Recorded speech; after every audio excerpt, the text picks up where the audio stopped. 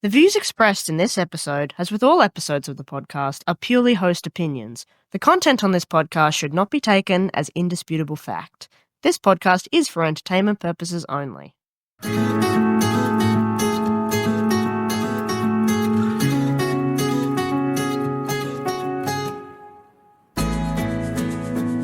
Hello, everybody, and welcome to the Full Bottle Podcast, hosted for industry by people who are doing their best to learn about the industry. My name is Rachel Hall, and this is Sarah Porter. Sarah, how you doing? How's things? How you feeling? It's good. I love that it's just for industry by two people who are really actually just learning on the go. I think we're doing okay. I think we've notched up a couple of extra listeners. I think today is we're going to be talking about a few of the things that you and I have learned, Rach, along the way as a very new comms team across a number of different publications and efforts to send out the best messaging that we can across industry. I would say one of the biggest challenges I've had is just honestly learning to speak citrus. It's a whole new ball game. You and I have come from meat and livestock. It's a brand new language, isn't it, Rach? And we're putting together podcasts, magazines, e-newsletters, social posts. We're helping the team spread the love around Australia about the amazing regional forums that have been organised this year, and it's been a big effort, and we've learned a lot along the way, Rach. What's been one of your big learnings, I suppose? Yeah. Well, there's been a lot. It's probably a lot of the mechanics around growing is a big one. Like, I was off at one of the forums, we were talking about, differences in bud stocks and root stocks and all the different, leaves and all of the varieties. And there's just so many, I think I even said this in the first podcast I did, there's so many different elements to it. And also, it's always acronym city. Well, it is always acronym city with any of these kind of places. I think it was, I think I even put up a social post about one of the diseases. It might have been HLB or something, and then I accidentally said it was HLP because I obviously can't hear, apparently. But no, and also it's really interesting. I guess I just didn't really realize how big of an industry citrus is here in Australia. Like, I knew there were orchards around, and I knew that I know Australia grows a lot of things. Like, we're a very self-sufficient agricultural nation, but just the level of which there is growth here and the amount that we export and how integral, I guess, we are in the world of citrus production. It's us, it's Brazil, it's Florida, it's South Africa, it's Asia. It's a lot of those kind of key markets, and it's really awesome to hear that we are one of those key markets. It makes you feel a little bit proud to be not just Australian, but an Australian in agriculture. Yeah, and I, as you know, I lived overseas for a pretty long time. I've always trusted our product first and foremost, and it's pretty exciting to be a part of it now, I think. But we're also learning things, aren't we, Rach, about things like what's a big gantry tipper? We had to learn about that thanks to EDP in our most recent magazine, and we've had to learn about the different types of earwigs. There's a European one, and there's the good old common brown Aussie one, and they look the same, don't they? We got ourselves in twists and turns, making sure that we had those photographs right, I suppose, in the magazine. And Dr. Jess, obviously, who's one of the foremost insect experts in Australia, walking us through Shutterstock images, little pictures that she'd sent us, and making sure that we had things like that right. I've also learnt lots of different acronyms and abbreviations. One of them was around, let me pull it up. Where is it? One of them was around some of the different tests that are being done, and whether or not if it's a control field or whether it's a test field. I'm just looking. I'm running through this. So, an integrated pest management block is apparently within industry widely just referred to as an IPMB. I had to look that up and had to double check with fabulous scientists that help us write some of those articles. And the work that has been done to help our growers mitigate their risk around pests and all sorts of things. The work that goes on behind the scenes is quite phenomenal. I think that's that's probably broadly one of the things I've really learned and come to appreciate in the last couple of months.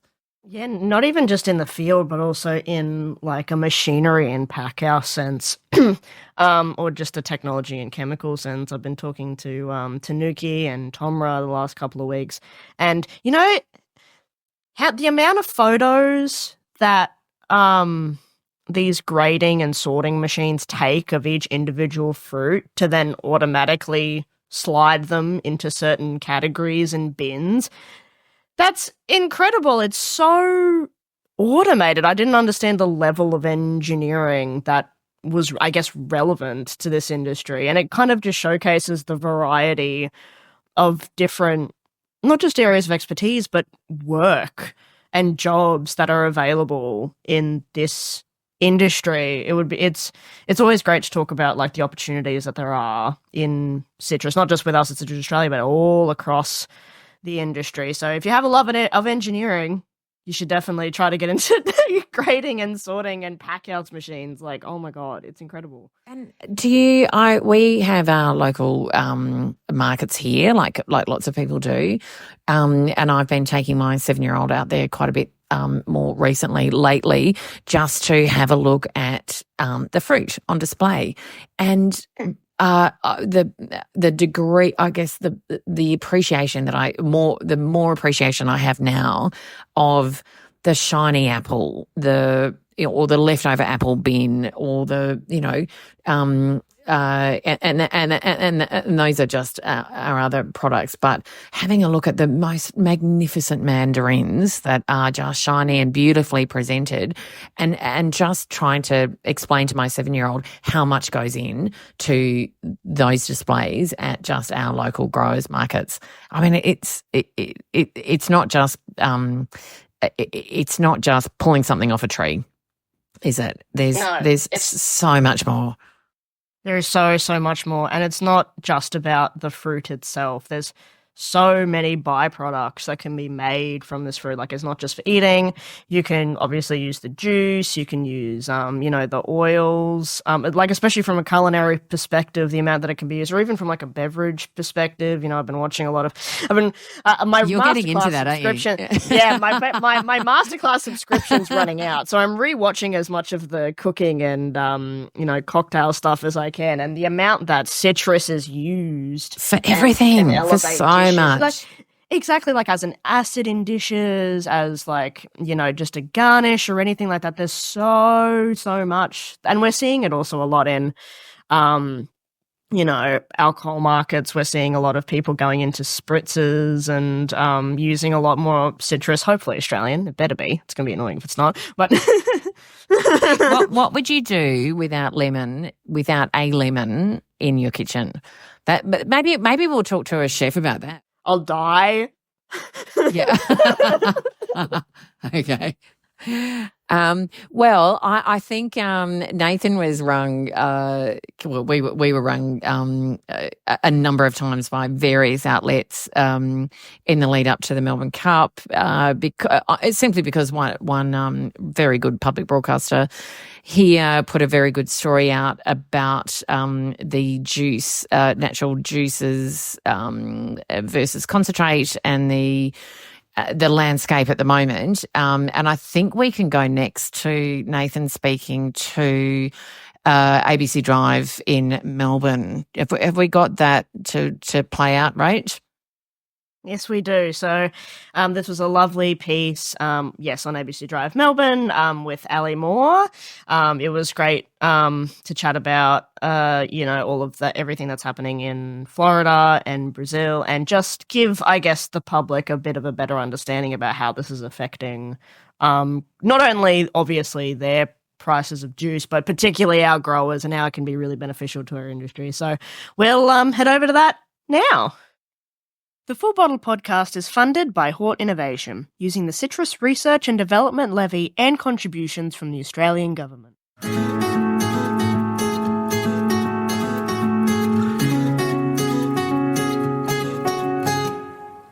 First of all, is there a risk to Australian growers from this particular disease, or is it well and truly kept out of the country? Well, Australia is one of the few countries that's been able to keep it out. There's not many of us left anymore. And Citrus Australia runs a program called Citrus Watch, which we use to try to educate people out in the public about the disease and what to look for. And that helps us as part of our role in biosecurity to try and keep Australia free of these pests and diseases. So no, we don't have it at the moment. We're always at risk of it. Someone coming back from overseas trip with plant material in their pockets or those sorts of things in their suitcases could accidentally bring that disease into our country. So yeah, we're very hot on that and trying to protect ourselves from coming in. Do we export any orange juice, or is it entirely for the domestic market? We have been exploring the opportunities for export. You might have heard me on the radio in the past trying to advocate for better price being paid to growers of orange juice, because there's been a lot of pressure on that market, and we've seen actually less and less oranges grown for orange juice. This change in our outlook is really positive in terms of growers having a chance to reinvest money back into those orchards and see a future in growing oranges for orange juice. Why is it that so many juice companies use the imported juice concentrate? Is it simply a cost factor that you haven't been able to compete with that? When you compare, you're not comparing apples with oranges when you're comparing Brazilian production and Australian production. We have a lot more costs involved in the practices that we have on farm. Our labour costs are much higher. Our food safety requirements are pretty stringent. And so there's a lot of costs that are hard to pass on to the consumer unless the retailer is willing to pay for it. So yes, there is a price point difference. But as the world price for FCOJ, we usually call it, that is, as that goes up, it makes Australian produce more competitive. So we're in a good spot at the moment. And I guess, what's the outlook? Will the overseas producers recover? Is that going to make it tougher for you? Like, what does the future look like? Because I know there's actually been a couple of difficult years as well for growers here. So what's the outlook? Yeah, look, unfortunately, the outlook is not great for any industry that gets that disease, and that's why we're spending a lot of time and effort in our country. But I mean, the US alone spent close to $2 billion on trying to eradicate and find cures for that disease. So yeah, it's not a easy thing to get rid of, and it's terminal for citrus trees. So we're trying to keep that out. As you mentioned, Australian growers have been absorbing a lot of costs over the last couple of years since the COVID pandemic. There's been increases in all of our input costs, but no real increase in our sales costs. And so our sale price to our packers or our processors. And so absorbing that cost is really, really difficult for someone in a grower's position. So we think that the price will reach a point where consumers are turned away and will look for another product. So we're very cognizant of that, and so are others in the supply chain. But at the same time, we've been operating at close to and below the cost of production for so long that this is seen as a real opportunity to invest back into our farms.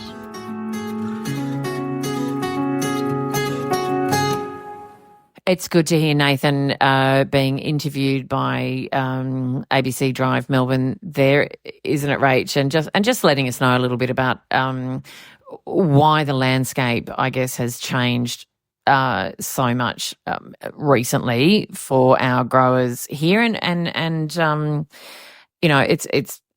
it's very sad that HLB is affecting some of our growing friends around the world, but it is a timely reminder to, I guess, support local. Yeah, 100%. Yeah, definitely. We wish a lot of luck to those other growing regions across the world. Yeah, they might be competitors in a sense, but we're all trying to achieve the same goal of producing some great fruit. But no, hopefully this will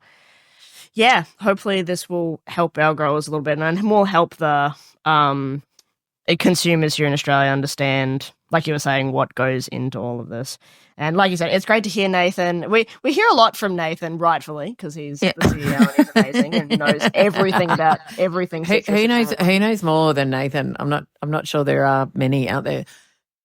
No, definitely not. But we are very lucky to have a really, really fantastic team here at Citrus Australia. And we're going to be hearing from them in a minute. We asked a few people in the team to give some of their thoughts on the year that has just gone by, some of their highlights, and they've been kind enough to introduce themselves. So let's give them a listen. My name is Jackie and I'm the Urban Biosecurity Coordinator. I work with Jess on the Citrus Watch project conducting early detection surveillance for exotic pests and diseases that could harm the citrus industry. Since joining Citrus Australia this time last year, I've learned so much about biosecurity challenges in the citrus industry. It's been amazing to share that journey with urban gardeners through all the webinars, the festivals, and the workshops around Australia. Olivia Tate, all things juice related at Citrus Australia. I guess that's been the highlight of my year, seeing the turnaround for the juicing sector, and for them to be for the growers to be getting a reasonable return on their investment, and which has essentially lifted the whole citrus sector for their getting a reasonable return on their off-run as well. So that's been an absolute highlight of the year for me. Really enjoyed working on the Australian Citrus Congress 25. The work involved in that has been absolutely enormous. Having it in a regional area really presents some challenges, but also some great opportunities as well. Hi, I'm Claire Fitchett from Citrus Australia. My role is the Citrus Investment Advice Coordinator, and that's a role I took on about 6 months ago. Part of my role is really to work with our regional committees and growers across the country to identify R&D and marketing priorities that they'd like to see funded out of their levy. So it's been a really interesting and busy 6 months, visiting all of our major growing regions and working with our regional committees on starting to get this concept up and running so we can feed some really high quality work through to the Citrus SciApp.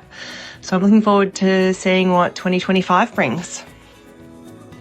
Hello, my name's Chloe Betts. I recently started with Citrus Australia in October in their newly created Government Relations Officer role. It's been a big few months learning about the citrus industry, and I've been lucky enough to be able to travel to WA, Queensland and Mildura to chat with growers and to see their orchards and packing sheds in action. My highlight for the year has been how open everyone is to chatting and helping me learn as much and as quickly as possible. And that's everyone from growers to their staff and other industry leaders. And I'm looking forward to next year having some more great conversations and getting some positive changes happening for industry. Hello listeners, it's Mara from Citrus Australia here. I am a project officer for the market development team. A highlight for me this year would be hosting the 3rd citrus familiarisation visit. The visit had a total of almost 30 guests from Hort Innovation, the department, Plant Health Australia and Citrus Australia. We took the guests to a working nursery, orchard, packing shed, the New South Wales DPI, Oz Citrus and Seaway Logistics. The tour was really important because people that influence our industry got to meet and see these businesses in action. Hi, I'm Daryl Brown, Finance Manager of Citrus Australia. I commenced employment with Citrus Australia in September this year. I've been pleasantly surprised by the passion and enthusiasm of the staff. Their knowledge and insight into the industry, it's nothing short of amazing. So, Rach, that's fun to hear from some of our teammates. Gosh, people work hard, don't they? And the behind the scenes, it never, ever ceases to amaze me how much work is done, and it's such quiet work behind the scenes, isn't it? Anyway, it's a good little team, and we really do punch out a lot of work. Well, all of us punch out quite a lot of work. It's a good team. They're impressive. It's an industry for it, definitely. Every single person I've met, just in the last, how long have I been here? Not even 2 months. Everyone that I've met is so dedicated and so passionate, here in Citrus Oz and all across everywhere. It's absolutely amazing. But we do deserve a bit of a Christmas shutdown, right? I think everyone Please. does. I know there's a lot of people. I will say there's a lot of people out there who are going to be cracking down. I believe it's lemons and Valencias that are about to be harvested soon. However, us at the Citrus Australia offices, our office is going to be shut down between the 24th of December and we're going to be reopening on the 2nd of January 2025. That's terrifying. That is terrifying. Oh my gosh. How did that happen already? I feel like 2024 just disappeared. It really, anyway, I'm sure lots of other people are thinking that. But yeah, look, we've got that little bit of a shutdown. If anyone needs Rach or me, look, we'll have our phones on, but it'd be awesome to let the rest of the team just have a bit of a break. Just around those days. And I think probably the only other thing we've got to say, Rach, is Merry Christmas. Merry Christmas, happy holidays, merry whatever it is that you're planning to do. Please make sure that you rest if you can. Obviously, like I said, it's still going to be a busy time for a lot of people, not just for us in citrus, but also for a lot of our friends in the cropping game and a lot of other people who are out there on the land. But please take the time, if you can, to spend a bit of time with your loved ones. This is a great time of year to get together with your family, friends, anyone that's important to you. And Sarah and I just particularly want to say thank you to everyone in the industry, everyone here at Citrus Australia, and just everyone that has supported us and the team since we've been here. It's been a really fantastic start to our work here. There's been a lot of support, a lot of learning, and we just really hope that you all have a fantastic end of the year and start of the new year. I feel like we should sing, but we won't do that to any of you. Well, we've got a jingle to play at the end or something.